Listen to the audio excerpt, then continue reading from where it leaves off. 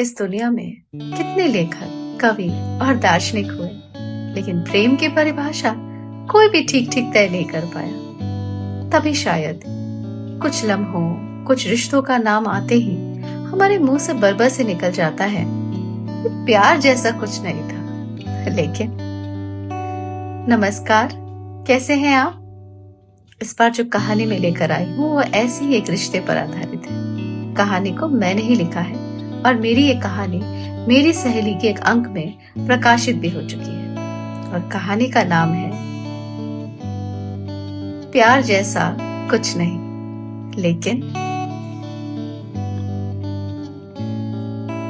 मुझे रात के साथ का अकेलापन पसंद है। खामोशी के झूले में लंबी उड़ान भरता मन का पंछी यादों के आकाश पर मीलों का सफर तय कर लेता है।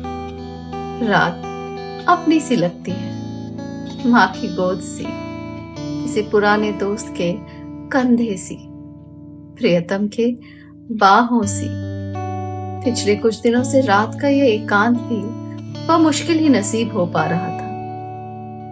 घर में शादी का माहौल जो था, शादी वाले घर में दिन आधी रात तक रहता है और कभी कभी तो उसके बाद भी। शादी के 100 काम होते हैं और काम समाप्त होते ही नाच गाना आरंभ हो जाता है। अरे, मेरा परिचय तो रह ही गया। मैं सौदामिनी और ये घर मेरी ही शादी की तैयारियों में व्यस्त है। 3 रातों के बाद मेरी शादी है श्लोक के साथ। मैं खुश हूँ, नाखुश होने जैसा कुछ है भी तो नहीं। श्लोक अच्छे हैं, उनका परिवार भी मुझे पसंद है। शादी के बाद मैं और श्लोक ऑस्ट्रेलिया शिफ्ट होने वाले हैं। मैं अपनी आगे की पढ़ाई भी वहीं से करने वाली हूँ। वहां के एक अच्छे कॉलेज में मेरा सिलेक्शन भी हो गया है। लेकिन फिर क्यों मेरा दिल उस गली की आखिरी मोड़ पर अटक गया है, जहां मात्र चुपके और कुछ नहीं। मेरे जीवन का ये मौन कॉलेज के पहले दिन के शोर के साथ आरंभ हुआ है। अगला भाग कल पढ़ते हैं। तब तक अपना ख्याल रखिए एंड कीप रीडिंग।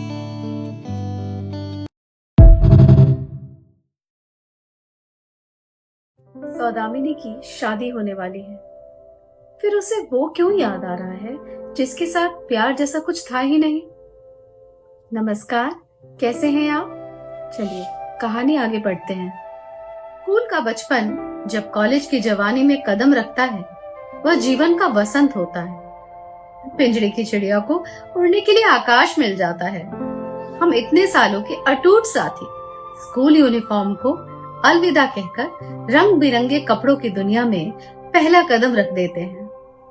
घर से कॉलेज जाने के लिए मेन रोड से ऑटो पकड़ना पड़ता था और मेन रोड तक पहुंचने का रास्ता 2 गलियों से होकर जाता था। बनारस के मोहल्लों की खास बात होती है उनकी पतली गलियां। बनारस के बारे में तो कहा भी जाता है कि जो मजा बनारस में, न पेरिस में न फारस में। फिर हमारा मोहल्ला गोविंदपुरी तो 80 घाट के पास ही है। मशहूर साहित्यकार काशीनाथ सिंह जी ने अपने उपन्यास में जिस मोहल्ले 80 का जिक्र किया है, मेरे मोहल्ले की जिंदगी और जिंदा दिली उससे कुछ कम भी नहीं है। यहाँ एक तरफ कमर में गमछा और कंधे पर लंगोट टांगे दिखते हैं, तो वहीं दूसरी तरफ जीन्स टी शर्ट पर गमछा टांगे और आंखों पर नकली रेबैन लगाए भी दिख जाते हैं।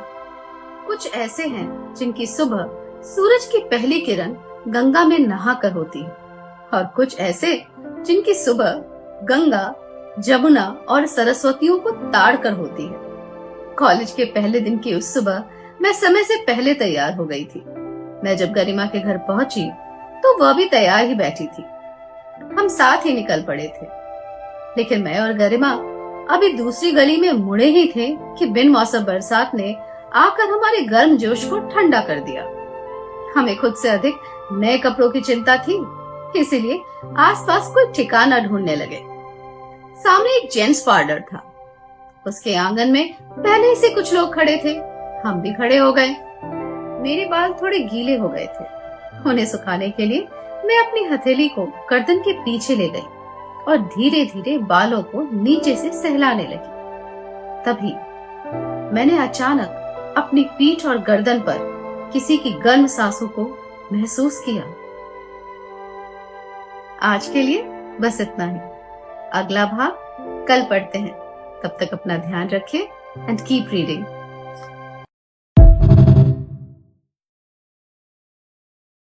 कॉलेज का पहला दिन याद है ना आपको? कितनी एक्साइटमेंट रहती है।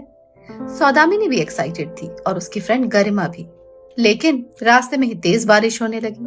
अपनी नई ड्रेस को बचाने के लिए दोनों जेंट्स पार्लर के आंगन में जा खड़ी हुई, जहां पहले से ही बहुत लोग खड़े थे। लेकिन तभी सौदामिनी को अपने गले पर किसी की गर्म सांसों का एहसास हुआ। नमस्कार, कैसे हैं आप? चलिए कहानी आगे पढ़ते हैं।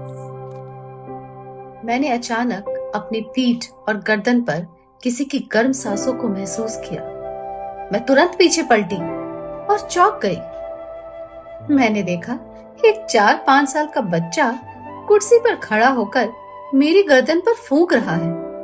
मुझे कुछ समझ नहीं आया तो मैंने इशारे से पूछा, ये क्या हो रहा है? बच्चा भी घाघ था, बोला कुछ नहीं, मात्र दाहिनी तरफ इशारा कर दिया। वहां एक लड़का होठों पर टेढ़ी मुस्कान लिए खड़ा था। आंखों की बेशर्मी नजर नहीं आ रही थी। जनाब ने काला चश्मा जो चढ़ा रखा था, सफेद धोती के ऊपर डाली गई पतली सफेद चादर के नीचे से उनका पीला जनेऊ भी झांक रहा था। मुझे उस पर गुस्सा तो बहुत आया, लेकिन इससे पहले कि मैं कुछ कहती, बरसात थम गई। हाँ, लेकिन निकलने से पूर्व मेरी आंखों ने मेरे गुस्से को दिखा अवश्य दिया। यदि आंखों में जलाने की ताकत होती ना, तो उस दिन वो हीरो वहीं जलकर राख हो जाता। मेरे लिए तो ये मुलाकात वहीं खत्म हो गई, लेकिन उसके हिस्से की कहानी तो बस शुरू ही हुई थी। मैं उससे कभी नहीं मिली, पर वो मुझसे मिलता रहा। हर सुबह गली के मोड़ पर खड़ा हो जाता और मुझे आता जाता देखता रहता। मेरे कॉलेज जाने का समय बदलता रहता, लेकिन उसका इंतजार मुझे वहीं मिलता। मेरे लिए उसकी मौजूदगी कुछ नहीं थी, लेकिन जब भी गरिमा मुझे उसके होने के बारे में बताती, न मालूम क्यों मुझे अजीब सी बेचैनी होने लगती।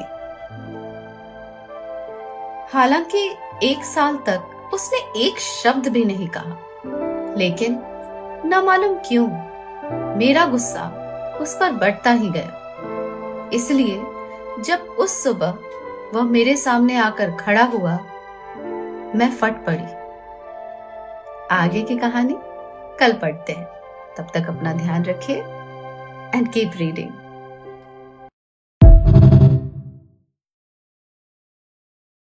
सौदामिनी की श्लोक से शादी होने वाली और वो खुश भी है, लेकिन उसका मन अतीत में चला जाता है और उस लड़के को याद करने लगता है, जो लड़का उसकी प्रतीक्षा में हमेशा उसे गली के एक मोड़ पर खड़ा मिलता। लगभग 1 साल तक बिना कुछ कहे वो लड़का वही खड़ा रहा, लेकिन 1 साल बाद अचानक वो सौदामिनी के सामने आ खड़ा हुआ। आइए पढ़ते हैं कि इसके बाद क्या हुआ। लेकिन ना मालूम क्यों मेरा गुस्सा उस पर बढ़ता ही गया। इसलिए जब उस सुबह वो मेरे सामने आकर खड़ा हुआ, मैं फट पड़ी। क्या है, थप्पड़ खाना है क्या? लेकिन वो ना तो सहमा और ना ही मेरे सामने से हटा। मुस्कुराते हुए अपनी पैंट की जेब में कुछ टटोलते टटोलते बोला, नहीं नहीं, नाश्ता करके आया हूँ, फिर कभी आराम से खा लूंगा, अभी तो आपको कुछ देना था। उसकी ढिठाई ने मेरे गुस्से को और बढ़ा दिया। मैं समझ गई कि मजनू जी अपनी प्रेम की पाती लेकर उपस्थित हुए हैं। मैंने मन ही मन तैयारी कर ली। आज तो बेटा तेरी खैर नहीं, ऐसा सबक सिखाऊंगी कि क ख ग ये तक लिखना भूल जाएगा। मैं अभी ख्यालों में प्लानिंग कर ही रही थी कि गरिमा ने कोहनी मारी। मैंने देखा वो लड़का एक सफेद लिफाफा मेरी तरफ बढ़ा रहा है। गुस्से में बिदकती हुई मैं चीख पड़ी, दिमाग खराब है तुम्हारा? अभी पापा को बुलाओ। मुझे लगा कि पापा का नाम लेने से वो डरकर भाग जाएगा, लेकिन वह बेशर्म तो मुस्कुरा रहा था। इससे पहले कि मैं कुछ और कहती, उसने मेरी दाहिनी हथेली में जबरदस्ती लिफाफा ठूस दिया और चला गया। मुझे बिजली का झटका सा लगा हो जैसे। मारे गुस्से के मैंने लिफाफा फेंक दिया, लेकिन उतावली गरिमा ने लपक कर उसे उठा लिया। वो तो ऐसे खुश हो रही थी मानो परीक्षा के पहले प्रश्न पत्र हाथ लग गया हो। अभी फेंक दे इसे, मैंने गरिमा की तरफ आंखें तरेरते हुए कहा, लेकिन जब तक मेरी बात पूरी होती तब तक वो उस लिफाफे में झांक चुकी थी। आगे कल पढ़ते हैं, तब तक अपना ध्यान रखें एंड कीप रीडिंग।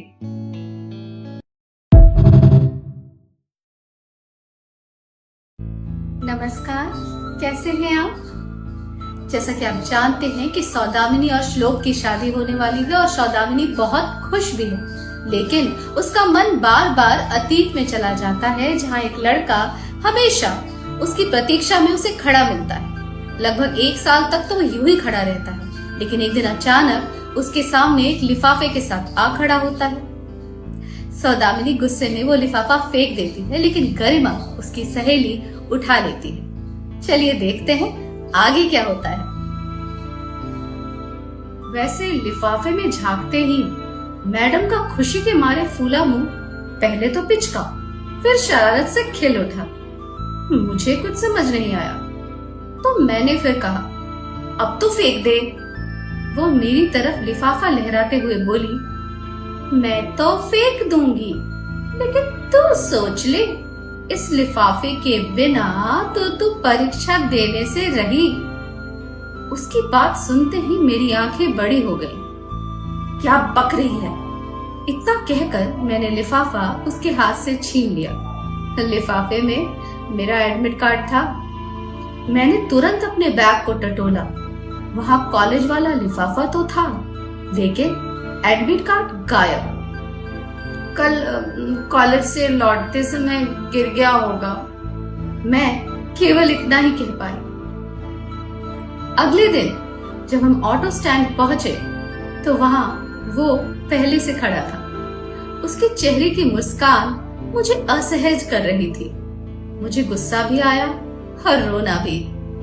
गुस्सा ना मालूम किस पर आ रहा था, खुद पर, उस लिफाफे पर जो उसे मिल गया, या अपनी उन आंखों पर जो उठ ही नहीं पा रही थी। कोई और उपाय ना देखकर मैंने सामने खड़ी एक साइकिल को गुस्से में लात मार दी। साइकिल अपने साथ खड़ी 2 और साइकिलों को लेकर गिर गई। वो जोर से हंस पड़ा। उसकी बेपरवाह हंसी की आवाज मेरे कानों में तब तक गूंजती रही जब तक मैं ऑटो में बैठकर वहां से निकल नहीं गई। अगला भाग कल पढ़ते हैं, तब तक अपना ध्यान रखें और कीप रीडिंग। नमस्कार, कैसे हैं आप? कहानी सुन रहे हैं ना? जैसा कि सैटरडे को आपने सुना कि सौदामिनी के इंतजार में खड़े रहने वाले लड़के का नाम शोभित मिश्रा है। शोभित सौदामिनी के इंतजार में हमेशा खड़ा रहता था, लेकिन एक दिन वह अचानक ही खड़ा रहना छोड़ देता है। सौदामिनी को उसकी कमी अखरती है, लेकिन वो अपने दिल में बार बार टटोल कर यह आश्वस्त हो जाती है कि उसके दिल में शोभित के लिए प्यार जैसा तो कुछ नहीं है। चलिए अब आगे पढ़ते हैं कि इस कहानी में होता क्या है। वैसे इस खोज से मुझे जो मिला उसे मैंने आदत का नाम दिया, प्रेम का नहीं, क्योंकि प्रेम जैसी किसी भावना के लिए मेरे मन में प्रवेश वर्जित था। अपने सरल लक्ष्यों, पढ़ाई, टॉप रैंक, बढ़िया नौकरी, आर्थिक आजादी के बीच मुझे किसी उलझन को नहीं लाना था। वैसे भी ऐसे मूर्ख और बेतुके लड़के से मुझ जैसी लड़की को प्यार हो ही नहीं सकता। मैं और मेरी भीतर की लड़ाई बस समाप्त होने को ही थी कि एक दिन अचानक गली का वो पुराना साथी लौट आया। वैसे इस बार उसके दाहिने हाथ पर प्लास्टर चढ़ा हुआ था। मैं खुश तो नहीं, हाँ, मेरी पलकें भीग जरूर गई थी, क्यों? तब भी नहीं समझी थी और आज भी नहीं जानती। लगता है जनाब दिल के साथ हाथ भी तुड़वा बैठे। गरिमा ने धीरे से मेरे कानों में फुसफुसाया तो मैंने उसे घूर कर देखा और बोली, क्या बकवास कर रही है? ऐसे अरे गहरे के बारे में कुछ भी मत बोल। मेरी इस बात पर गरिमा अपनी गर्दन हिलाते हुए बोली, तेरे इस अरे गहरे को मेरी माँ ने गोद ले लिया है। क्या? मैं उछल पड़ी थी। आसमान कुछ अधिक ऊंचा है, वरना उस दिन मारे दहशत के मैं उसे छू ही लेती। जी, तुम्हारे बारे में जानकारी लेने के लिए जनाब मेरे घर के चक्कर लगाने लगे थे। एक दिन मम्मी ने पकड़ लिया। हीरो ने तत्काल मुझे बहन बना लिया। यार, कहाँ तो मैं तुम्हारी उदासीनता देखकर इसकी राधा बनने के सपने देख रही थी और कहाँ इसने मुझे अपनी सुभद्रा बना लिया। और तो और मिश्रा जी की मम्मी और हमारी मम्मी बचपन की दोस्त निकली। अब तो मिश्रा जी ऑफिशियली हमारे भाई बन गए, बकायदा राखी बांधते हैं भाई। गरिमा ने आंख मारकर कहा। मैं तो सकते में आ गई। तुमने आंटी को कुछ बताया तो नहीं? बोलो, बताया तो नहीं ना? मैंने तुरंत पूछ लिया। छोटे शहरों में बात का बतंगर बनते देर नहीं लगती, इसलिए मेरा डरना सामान्य था। कुछ बताने लायक ही नहीं है तो क्या बता दी?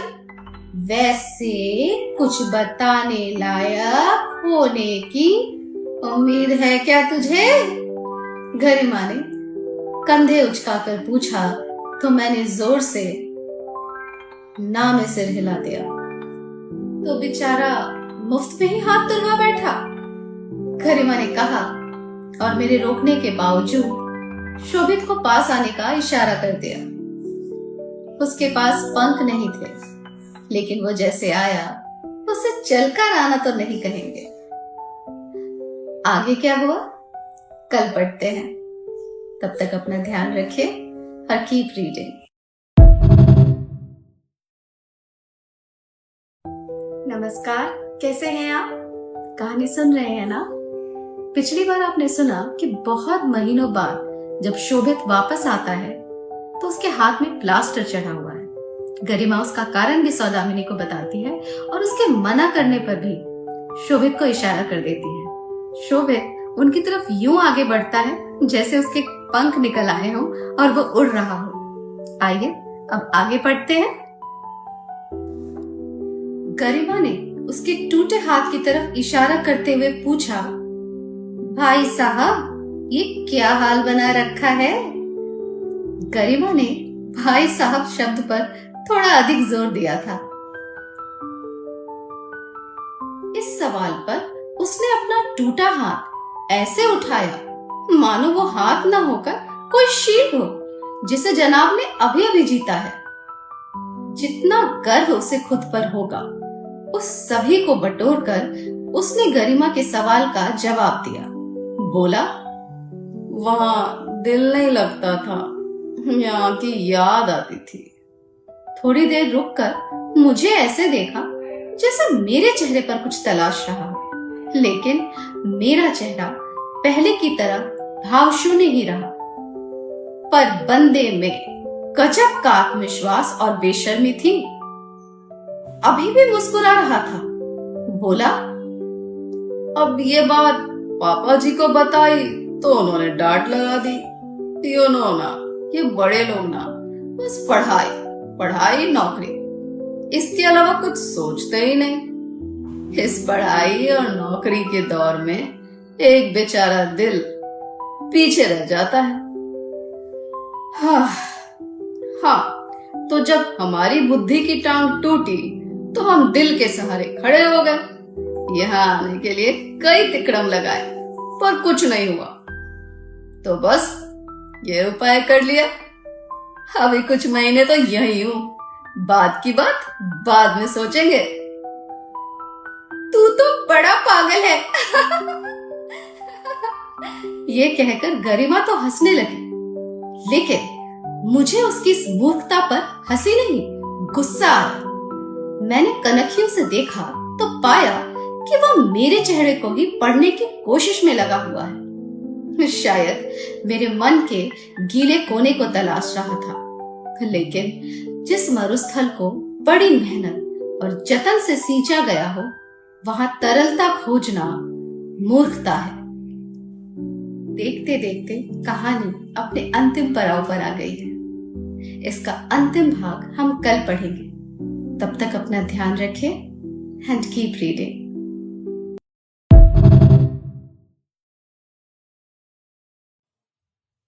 नमस्कार, कैसे हैं आप? कहानी सुन रहे हैं ना?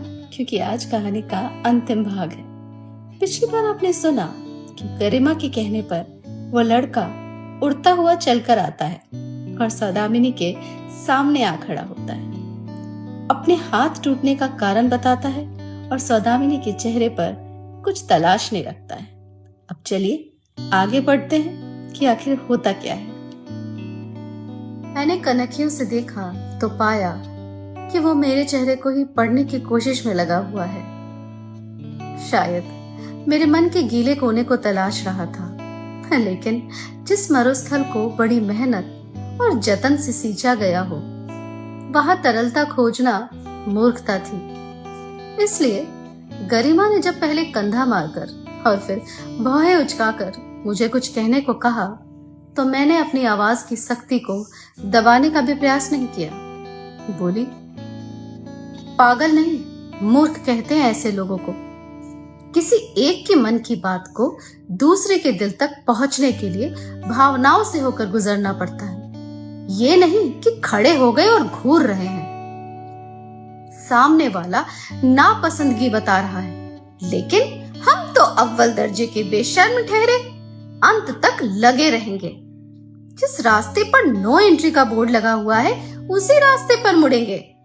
ऐसी हालत में दुर्घटना हो जाने पर भी खुद को नहीं, रास्ते को ही दोष देंगे। जहां इनके लिए अमावस है, वहां चांदनी को पीने का ख्वाब देखेंगे। वाह! अरे, अगर खुद के भीतर कभी ना हार मानने का गुण है, तो उसका इस्तेमाल अपनी जिंदगी बनाने में करो। लेकिन नहीं, इन्हें तो ना को हाँ में बदलना है। चाहे कोई परेशान होता है तो हो, दूसरे को परेशान करना ही इनकी नौकरी और पढ़ाई है। इनकी जवानी तो गुजर जाएगी यूं ही नुक्कड़ पर बैठकर, और आगे का जीवन बीतेगा नसीब को कोसकर। ऐसे मूर्ख जो अपना भला बुरा नहीं समझ पाते, इनसे खतरनाक कोई नहीं होता। वैसे तो मैंने ये सब गरिमा से कहा, लेकिन कहा किसके लिए था, ये समझ पाना इतना मुश्किल भी नहीं रहा। उसका चेहरा सफेद पड़ गया। उसने वो भी सुना जो मैंने कहा, और वो भी जो मैंने नहीं कहा। फिर भी उसने कुछ नहीं कहा, एक चुप के साथ मुझे देखता रहा। उसकी आंखों में ना तो क्रोध था और ना अपमान, वहां केवल दर्द था। अपने चुप के साथ वो चला गया। उस गली से, उस शहर से, मेरे जीवन से। उसकी नजरों का इंतजार फिर कभी नहीं दिखा। दिखता भी कैसे? अब वे कहीं नहीं थी, कहीं भी नहीं। उन्हें तो वो मेरे चेहरे पर टांग गया है। आज भी जब मैं आईना देखती हूँ, तो अपनी पलकों के खूंटे में टंगी उसकी नजर झांकती हुई मिल जाती है। मैं तो ठीक ही थी, ठीक ही रही, और आज भी ठीक हूं। उसकी याद, अरे वो क्यों आएगी? नहीं नहीं, कभी नहीं आती मुझे उसकी याद। बस जब उस गली से गुजरती हूँ, बस जब अपने हाथों की मेहंदी में श्लोक के नाम का एस देखती हूँ, बस जब बरसात होती है, बस जब किसी के हाथ में प्लास्टर चढ़ाए देखती हूँ, तब गीली आंखों के पीछे मुस्कुरा देती हूँ। प्यार उससे? अरे कभी भी नहीं, नहीं नहीं, मुझे प्यार जैसा कुछ नहीं है और ना ही कभी था। लेकिन कैसी लगी आपको ये कहानी, मुझे जरूर बताएं। अब कहानियों के मौसम का भी अंतिम पड़ाव आ गया है। कहानियों के मौसम की अंतिम कहानी के साथ मैं आपसे मिलूंगी मंडे की शाम को। तब तक अपना ध्यान रखें और कीप रीडिंग।